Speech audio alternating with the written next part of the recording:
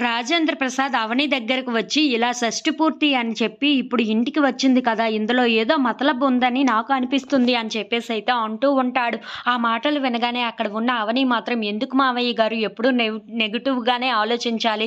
మా అత్తయ్య మనసు మారి మీతో కలవాలని చెప్పి ఇప్పుడు ఈ షష్టి పూర్తి చేయించుకుంటున్నారేమో అని చెప్పేసైతే అంటూ ఉంటుంది. ఆ మాటలు వినగానే అక్కడ ఉన్న రాజేంద్ర ప్రసాద్ మాత్రం అయితే నాతో కలవాలి అంటే నన్ను మాత్రమే పిలవాలి కదా!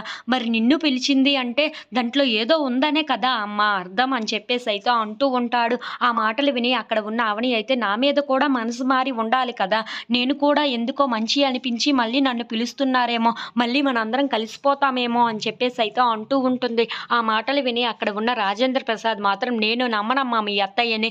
నీ మీద మనసు మారి ఉంటే అప్పుడే ప్రణతి ఎంగేజ్‌మెంట్ అప్పుడే నువ్వు పిలవాలి కదా! ప్రణతి పెళ్ళికే నిన్ను పిలవాలి కదా!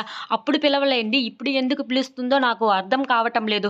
ఏదో చెయ్యాలనుకుంటుంది అని చెప్పేసైతే అంటూ ఉంటాడు. ఆ మాటలు విని అక్కడ ఉన్న అవని మాత్రం ఏమీ మాట్లాడకుండా మౌనంగా చూస్తూ ఉండిపోతుంది. ఇంతలో అక్కడ ఉన్న రాజేంద్ర ప్రసాద్ మాత్రం వాళ్ళ మాటలు బట్టి, వాళ్ళ తీరును బట్టి నువ్వు ఉండాలమ్మా. వాళ్ళు ఏమైనా సరే, ఏదైనా చేసినా చేస్తారు అని చెప్పేసైతే అంటూ ఉంటాడు. ఆ మాటలు విని అక్కడ ఉన్న అవని అయితే సరే మావయ్య గారు మీరు చెప్పిన విధంగానే నేను అంతా నడుచుకుంటాను. వాళ్ళ మాట బట్టి, వాళ్ళ తీరు బట్టే నేను ఉంటాను అని చెప్పేసైతే అంటూ ఉంటుంది. ఇంతలో అక్కడ ఉన్న రాజేంద్ర ప్రసాద్ మాత్రం చాలా జాగ్రత్తగానే ఉండాలి ఈ షష్టి పూర్తి జరిగినంత వరకు అని చెప్పేసైతే అవనికి చెప్తూ ఉంటాడు. If you like this video please